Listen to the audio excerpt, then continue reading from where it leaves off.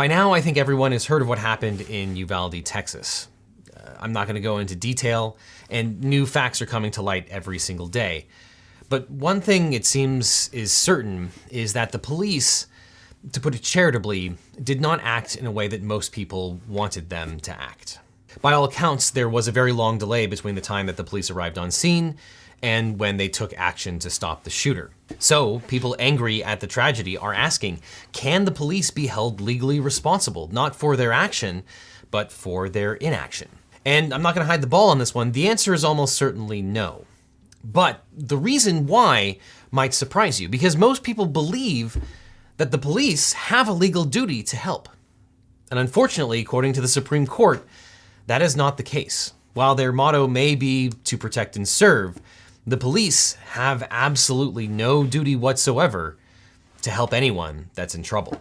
Now, normally this would be the part of the video where I run through the factual summary that gives rise to all of the legal issues. I'm not going to do that today because honestly, it's just too hard. But these are important legal issues, and this is one of those videos where it's not about what the law should be, it's about what the law is. Now, we've talked a lot on this channel about the difficulty in suing police for the things that they do, the mistakes they might have made. Qualified immunity generally protects police officers unless it was clearly established that what they did was unconstitutional. There are all kinds of controversies in this doctrine. This is not the video for those particular questions. But the question presented by the Uvalde shooting is different. Here we're asking whether government officials can be sued for actions they did not take. Now, the Supreme Court has ruled twice that government actors like police and social workers actually have no duty to protect anyone. This precedent was established in 1989 when the Supreme Court decided the case of Descheny versus Winnebago County Department of Social Services. In that case, in 1982, Joshua Descheny was a 4-year-old boy living with his father Randy in Wisconsin. Randy had primary custody of the child and had recently gone through a second divorce. Joshua's stepmother told the Winnebago County Department of Social Services that Randy abused his son. Randy denied it, and the county took no action to remove the child. However, in 1983, Joshua was seen at the ER for bruises. The ER doctor notified social services, and Joshua was removed from Randy's custody for a few days. Randy wasn't charged, and the child was returned to his custody. A social worker was assigned to visit the home. And in 1984, the social worker visited the house 20 times, noting that the child had bumps, bruises, and injuries on his head. The social worker also documented that Randy failed to attend his regular counseling sessions or enroll Joshua in preschool. And during this time, Joshua ended up in the ER twice with suspicious injuries. The social worker said that she feared for his life but took no action to remove him from the home. And unfortunately, in March of 1984, one day after the social worker's visit, Randy beat Joshua so hard that he fell into a coma. Joshua had severe brain damage and was permanently paralyzed. The state then placed Joshua in an institution where he would remain for the rest of his life.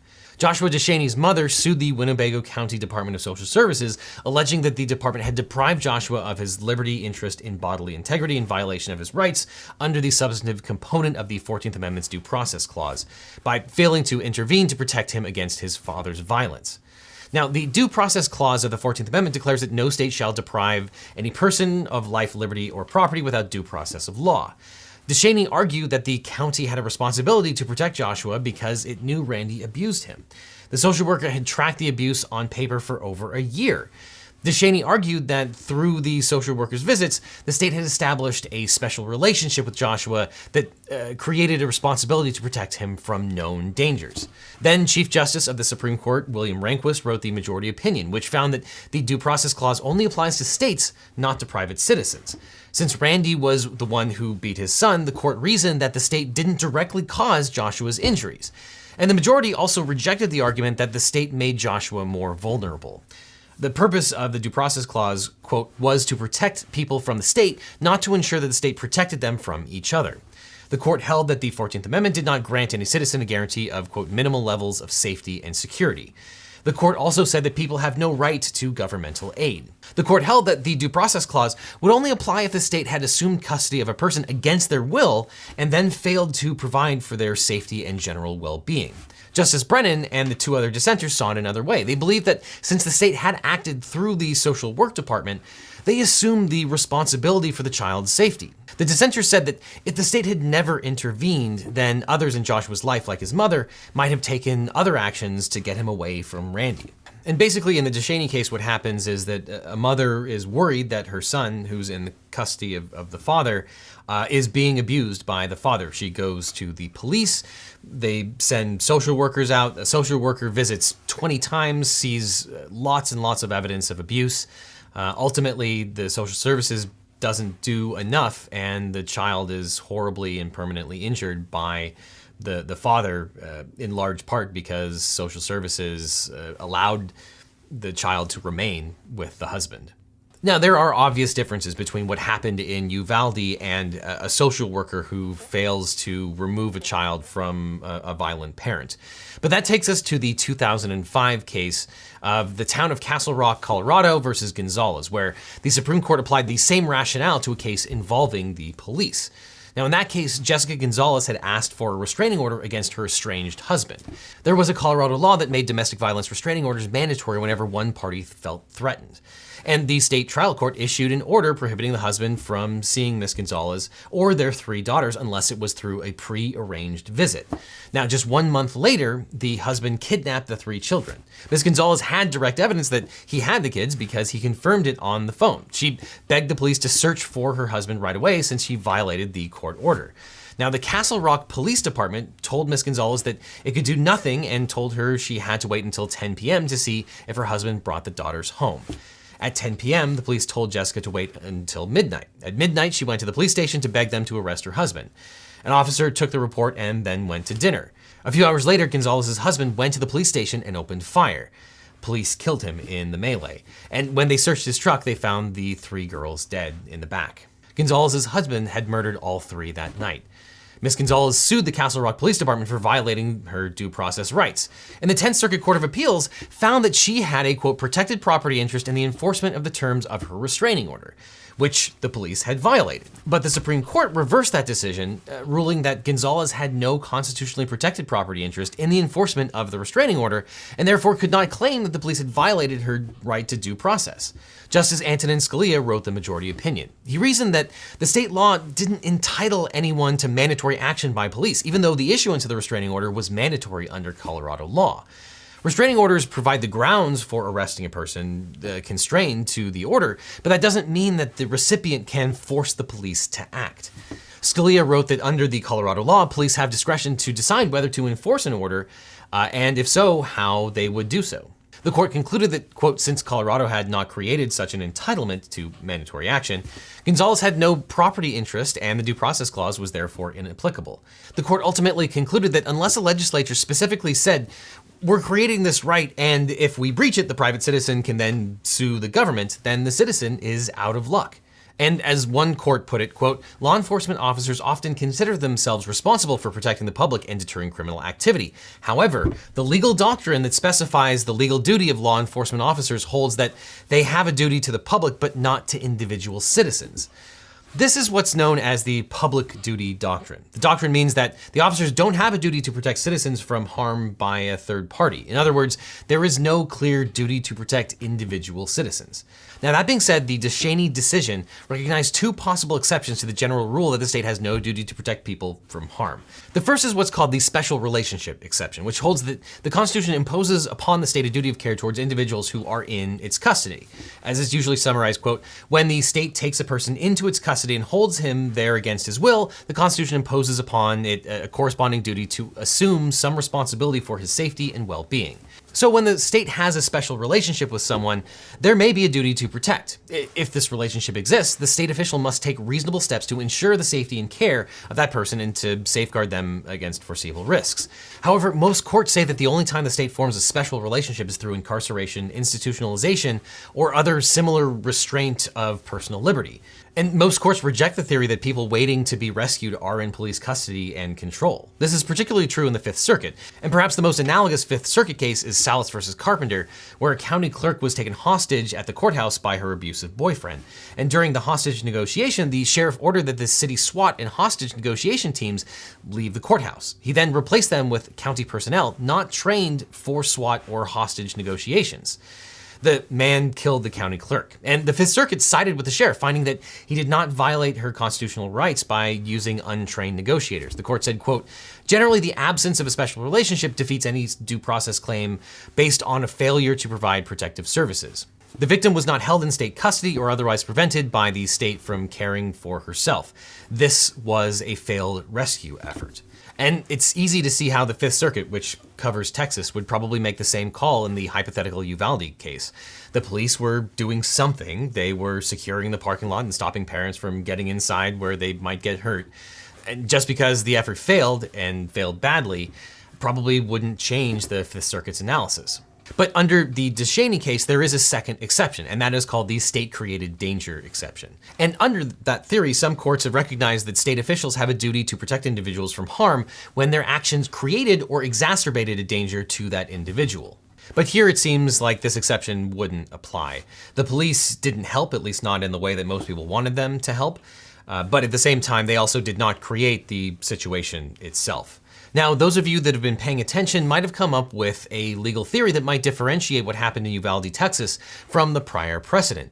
And that is that children are mandated to go to school. Often, those schools are provided by the government. And in this case, this massacre occurred at a public school. So aren't the children within the custody of the government? And doesn't the government then have an obligation to provide for the health and safety of the children, especially a school that has a police officer and a school district that has its own police department?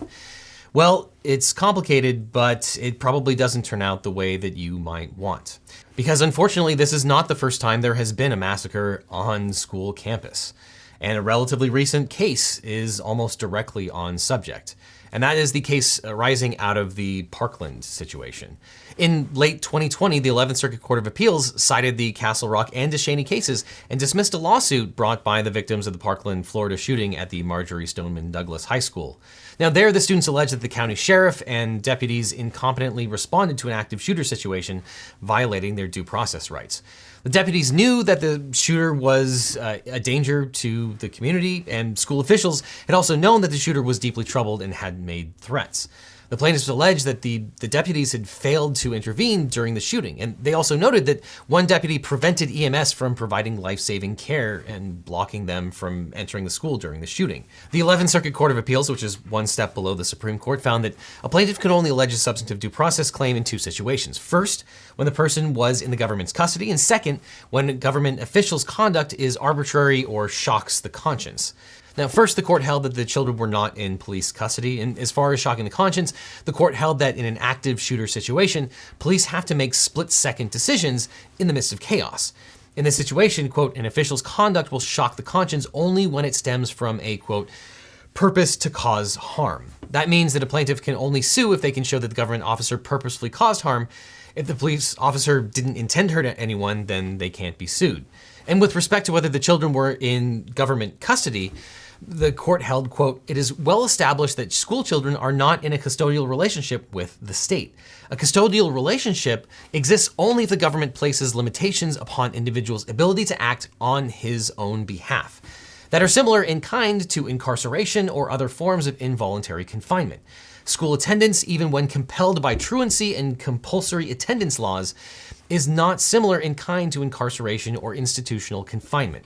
Ordinarily, there are no custodial relationships in the public school system, even if officials are aware of potential dangers or have expressed an intent to provide aid on school grounds.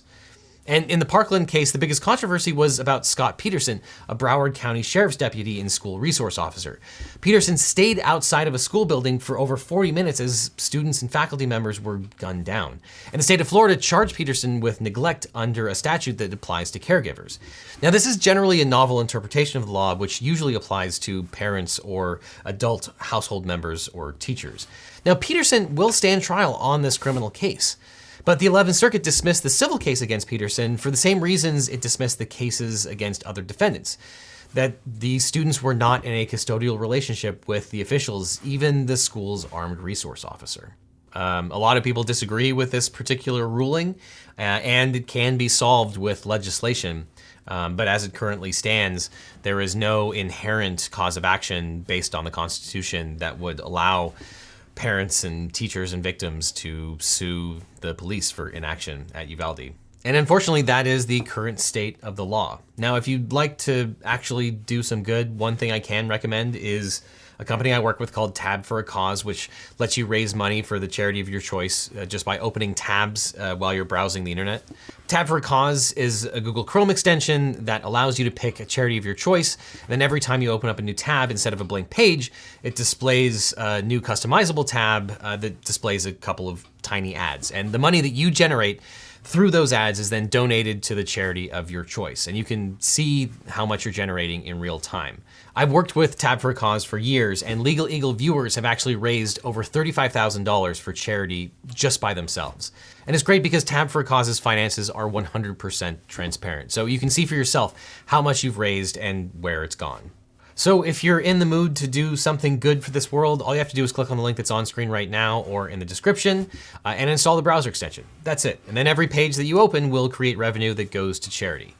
It's a little thing, but by a lot of us working together, we can make a tiny difference in this world.